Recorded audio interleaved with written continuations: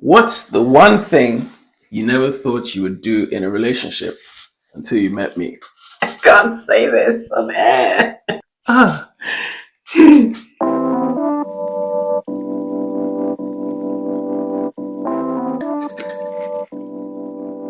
How have I changed over the last 15 years we've been together? Good question. Well, physically, it's obvious. Hair's gotten longer. Just a little bit. And you've gotten buffer. Yeah. And finer. Oh,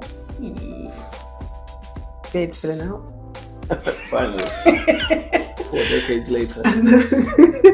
But yeah, on the more serious note, you become a lot calmer, as you know what your theme tune was.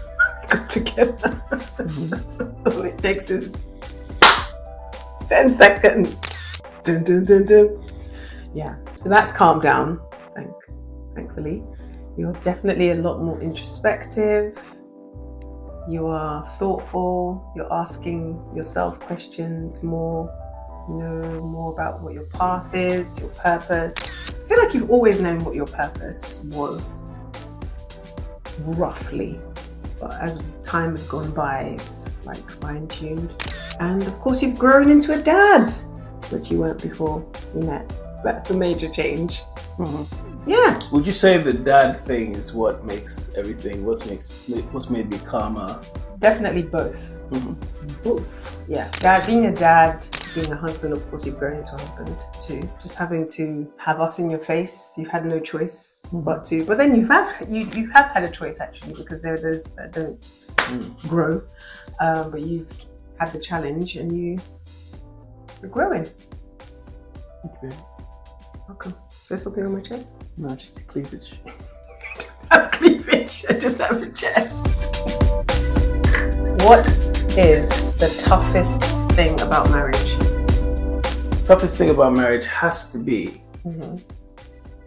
growing with someone who is growing themselves and changing and evolving right in front of you, just as you're doing the same thing. Life would be great if we all had a rule book and parameters that people shouldn't cross. But of course, we don't. So you'll cross those parameters, the rules will be broken, and you make more rules. But marriage, there are no rules in a way, in the sense that what you come in saying is a red flag might actually turn out to not be a red flag. It might actually turn out to be something that you overcome. Of course, I'm not saying people don't have boundaries. We all have a limit to what we can take, but we're not talking on that level. We're talking on just the mundane, everyday level. You know, things that you put up with, where in your right mind you'd be like, I wouldn't deal with this crap. But then you put up with it because you know that there's a certain element of the person that you're with that you value, you love, and you don't want to be without. This is why I always say that marriage is a 20-80 arrangement. Sometimes you're getting 80 from your partner, sometimes you're only getting 20. But remembering the muscle memory of the 80 you received keeps the 20, keeps you enjoying the 20 whilst the 20 is kicking your ass, you know. But you know, it's but I also say that marriage, it is tough, but it's the toughest journey you would ever want to go on. You know, there are easy journeys which will kill you, and there are some marriages that will kill you, but there's some journeys that will kill you. But I think marriage is one of those journeys which the toughness allows you to keep going, knowing full well that this is the best scenario for us human beings, is to have someone or a few people, depending on culture, have someone close to you that you can bounce ideas off, grow with, trust, confide in, provide for, protect, be devoted to. And those things allow you to be able to get through life just a little bit easier. I mean, economically, it's far better having 2 incomes than 1. Parenting, it's far easier to parent with 2 people rather than 1. Even problem solving, it's far easier to problem solve with 2. They say 2 heads are better than 1. So in the end, it works out far better. And me, I'm very grateful that I'm married. Very grateful. I don't regret it. And I also would feel sorry for myself if I wasn't married. Wow, that's deep. Yeah, so that's my answer. It's a good one. Do you like it? I love it. No, actually, I was going to say you actually nailed it, because I was going to say, but juxtapose the toughest with also the fact that it's the best uphill struggle you'll ever go on. Because what's the point of getting to the mountaintop and looking next to you and there's nobody there? And the joy of going, joy of going downhill is the struggle of going uphill. You know, you ever go skiing? You get up there and the anticipation, oh my God, it's cold.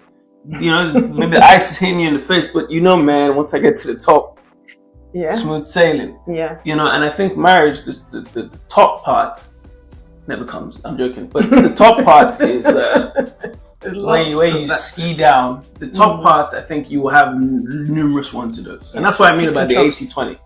It's the 80-20. The 20 are the times when it's just like, but you remember that I'm on my way to the top of the snow, the hill, and then I will get my 80%. And then you just hang in there, for the. And it helps if you're attracted to your partner. I think without question, if you're not attracted to them, it makes this job 10 times harder, man. 10 times harder. Anyway, cool. Next. Why you wanted to air your? What have I done in the last week? Wow. That has annoyed you? Whew. The whole list. Pay goes to 20%. Well. Just one. Just one. Okay, fine. Wow. Pick the most recent. I don't like when you make fun of me when I'm on my period. Oh, wow. I like it. I made fun of you? Yeah. What did I say? Can't remember. But a joke or? I don't know, you just made fun of me. And it's just like, this is not the time. It's just not the time. Like, I'm not going to find this funny. But do you remember what I said then? No. It wasn't just one thing. It was like a route. It's like, just kept going and going. I was like, oh God, just give me strength. Because already there's a lot going on in my body. There's a lot going on in my body, and I'm trying to hold myself from like just not being annoyed that one eyebrow isn't straight. Then, because just random things annoy me. And then, to be made fun of is really fair. So there's a lot of trying to control myself, and then it doesn't help. I'm sorry. Okay. The period is my 20, and the 80 is when the period's over. So in a way, I have to take this burden with you. So I apologize. I'm so sorry for making you feel sad, making fun of me. I'm being serious. Okay, I believe you. I'm being serious. I mean, thank you, baby. I appreciate it. Wow. Appreciate it. My turn? Who are you more attracted to? The person you see now or the person that you met? Sexually attracted, without question, you now. The 40-year-old version is far better than the 26-year-old. But you did say when we met, man, when you're 40, you're gonna look hot. Yeah, I kept saying to you that you look. I even said when you're in your 30s, Yeah. But nothing has hit you like post 35. You just went to another level. You just went to another level. 35 and above, you went somewhere else. And what do you think that? However, okay, sorry. The person who if two of you stood next to each other, I pick you now. But if two of you, I got to spend a few hours talking to you guys, I may have picked the younger version of you. Yeah. Simply because And if you were the age you are now? Yeah. Yeah. Well, I may have picked the younger version. That makes sense. Because I think life is like, we especially in marriage, you become a sponge to the different things that have happened. Mm-hmm. And I was a young man myself. Mm-hmm. And I'm kind of leading this woman without really knowing. And so I've turned you into who you are now. I'm in a good way, but also in a bad way. Whereas the younger person, at my age now of experience, I would have been able to guide her a certain way. Okay. As opposed to, we were pretty much the same age when we met, still figuring out life together, which is beautiful in itself, by the way. I don't regret anything. But I think if I had to do it over, I would probably pick you for looks and that young lady for her age, her personality. So that you could lead me astray. Yeah, lead you down the path of righteousness. You said you made me who I am today. I think so. I think because for the most part, a man will guide the family and he'll guide his woman for the most part. As a wife, you mean? A husband would guide his wife for the most part in the direction. And I think men have to take a lot of responsibility for whatever happens in a marriage. I agree. But I think at the same time, a teachable woman is also a blessing because she allows the man to learn for himself just by her willingness to cooperate. Whereas a destructive or argumentative or a woman who's difficult will make the man's work of trying to direct and make decisions even more complicated because the man is constantly second guessing himself, thinking about her reaction instead of thinking about what God has said we should do. Right. So I think that's been one of the things that we've had to learn, by the way. I think for the first 10 years of our marriage, mostly for those first 10, I wasn't really sure what I was supposed to be doing. And this is why I recommend young men, you get married, which is a beautiful thing. If you marry young, make sure your father is in your life. If you don't have one, make sure you get like an uncle or get someone who has some years of experience because it's about seeing past the confusion and knowing as a man the responsibility you have to usher your family from point A to point B. Yeah. It's very crucial. And I'm fortunate now, our age now is when my friends are choosing to get married. Well, a few of them, it's 40s and late 30s. It's not and have children. It's not ideal, but I think they're in a better position now to marry without necessarily needing the overall guidance.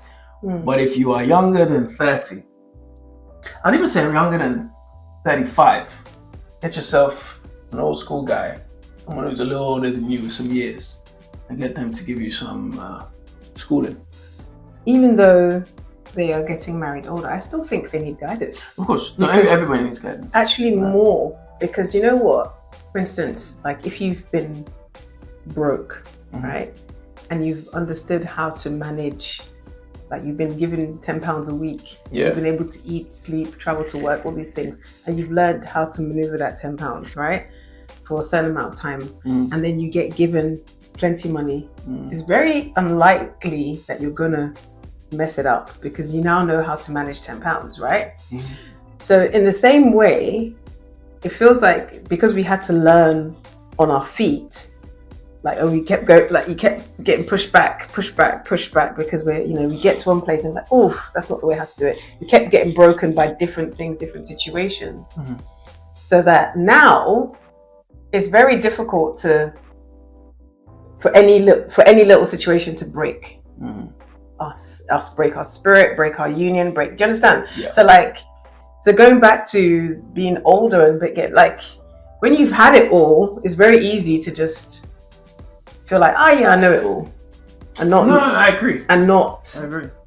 What I even I'm saying. I'm not saying. First of all, everybody needs guidance. Number one.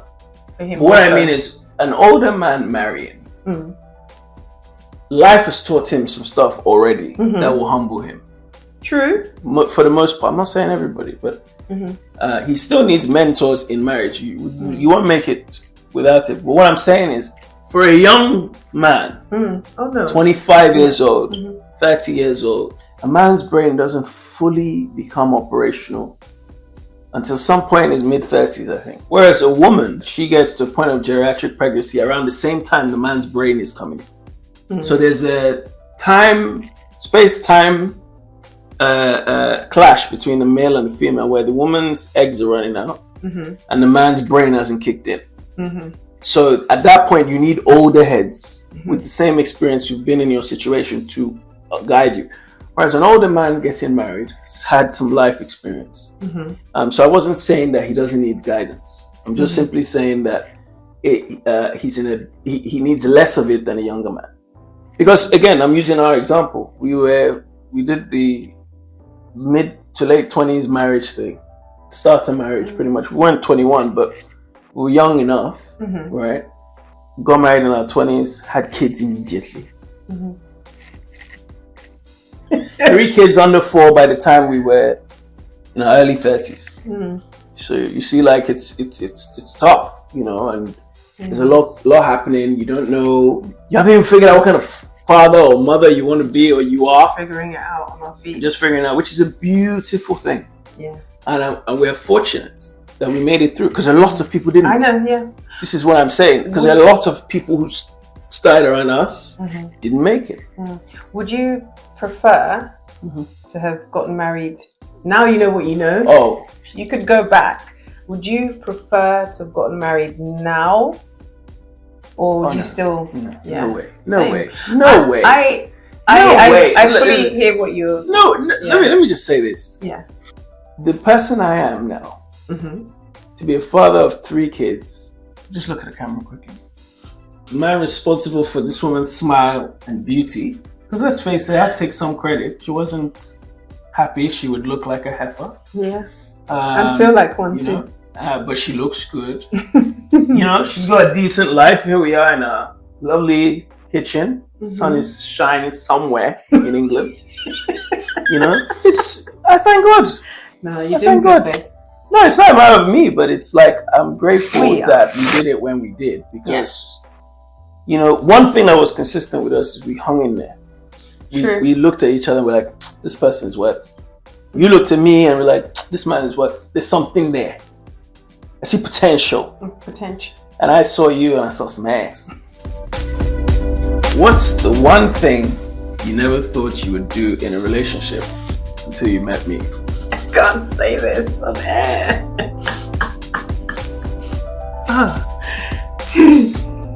You know what it is. Yes. Yeah. Glad you did it. On that bombshell. Peace out.